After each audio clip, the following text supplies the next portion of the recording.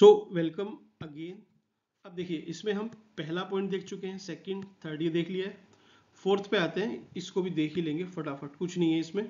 ये मैं आपको बताऊं, ये पॉइंट आपको मैं कराऊंगा क्योंकि इसका कंटेंट इजीली अवेलेबल नहीं होता, आप अपना काफ़ी टाइम वेस्ट कर दोगे। ठीक है, तो इसमें क्या है ना, सिर्फ दो टॉपिक है, फालतू के किसी चक्कर में पढ़ना मत। पहला है लैंड रिफॉर्म, भूमि सुधार, इस पे क्वेश्चन पूछता है और ये इंपॉर्टेंट टॉपिक है, आपको पता होना चाहिए।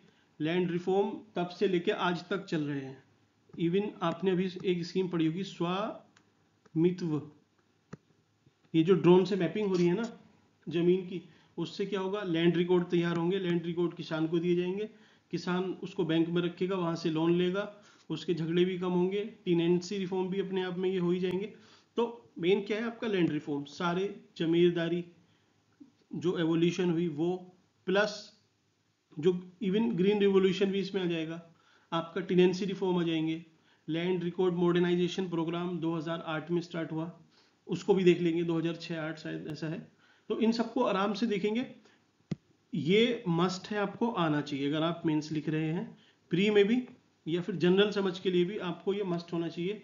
ये जनरली कोई कवर करता नहीं है।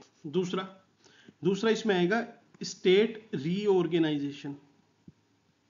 ठीक है, पुनर्गठन क्या है कि स्टेट का जो बाउंड्रीज थी, पहले क्या है ना, ABC स्टेट में डिवाइड थे, ये 3 कैटेगरी थी। फिर इनके बाद फजल अली आयोग आया 1956 से, फिर इनका रीऑर्गेनाइजेशन स्टार्ट हुआ, तो वेरियस स्टेट बने। लेकिन ये रीऑर्गेनाइजेशन अभी तक चल रहा है। आपसे अगर क्वेश्चन पूछा जाए तो आपको आर्टिकल 370 रिसेंट ये जो हुआ है यहाँ तक खींच के लेके आना है आंसर को, यहाँ तक आपको इससे कनेक्ट करना है, अदरवाइज आप मार्क्स लूज कर जाएंगे। आप कुछ भी लिखाइए वो पूछेगा, आप अगर इसको नहीं लिख के आओगे तो आपके मार्क्स कटेंगे, क्योंकि यहाँ तक क्या है ना, जल्दी से दिमाग पहुँच नहीं पाता है कि अच्छा ये भी तो उसका पार्ट है। तो ये 2 टॉपिक है, ये दोनों टॉपिक मैं आपको कराऊंगा।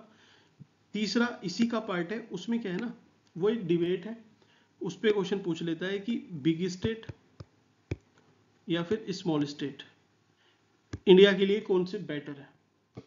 तो इस पे आपके लिए 5-5, 6-6 पॉइंट, इनके पॉजिटिव इनके नेगेटिव तैयार होने चाहिए, आपको लिख के आने हैं, काम खत्म। और कुछ नहीं कर सकते, क्योंकि देखिए आप अगर उत्तराखंड का एग्जाम दे रहे हैं तो भाई उत्तराखंड तो छोटा स्टेट है, वो बना ही है 2000 में बना है, तो वो भी पूछ सकता है कि भाई छोटे स्टेट के क्या फायदे हैं, ये क्या फायदे हुए हैं।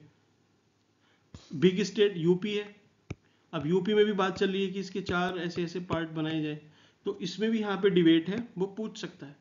तो सबके अपने अपने पॉजिटिव नेगेटिव हैं, इस पे मैं वीडियो बनाऊंगा, आप देखना।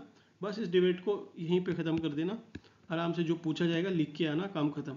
तो ये वाला जो पॉइंट है आपका, ये आप मुझ पे छोड़ दीजिए, जल्द ही इसको 1-2 दिन में मैं आपका पूरा करा दूंगा। ठीक है, सो इसमें आपको इतना करना है, टेंशन लेनी नहीं। वीडियो इसलिए बनाई ताकि आपको एटलीस्ट समझ में आए कि क्या इसमें करना है। अगर आपको खुद से करना है तो आप ये दोनों चीज़, तीनों चीज़ करना, नहीं तो मैं कराऊंगा ही। ठीक है, थैंक यू।